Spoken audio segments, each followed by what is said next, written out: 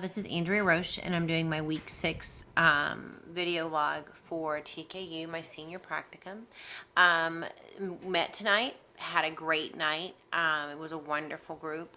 It's really neat to see how well the group is gelling and how well the group we're just starting to understand when, like, taking cues from each other, or maybe when somebody's getting something, or when all of a sudden we know that, okay, this person needs a little more time, and we're all able to kind of be realizing each other's cues. So it's a neat dynamic to watch.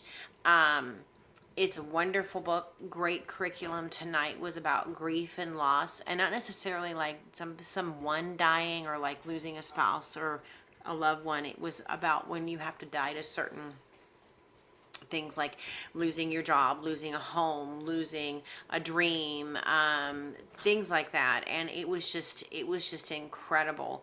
The biggest thing is, my biggest takeaway is that you don't really hear a lot of talk about this, but that grief and loss is a really big place of where a lot of maturity can happen.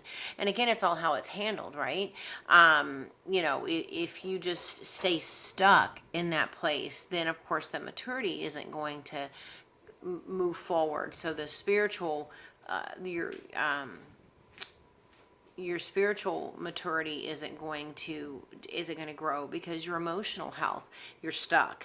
So very, very, very good. I love how Schizzero reminds us that each person walks through their processing their grief and their loss at their pace, and to be patient.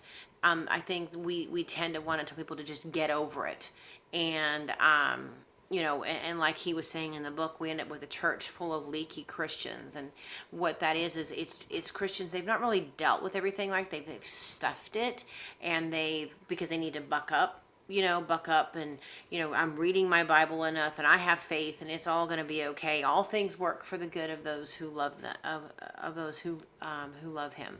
And I don't have to feel, and it's all going to be good, right?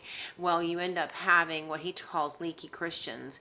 And these are the people that are, very passive aggressive, short, sarcastic, and just generally kind of unpleasant to be around.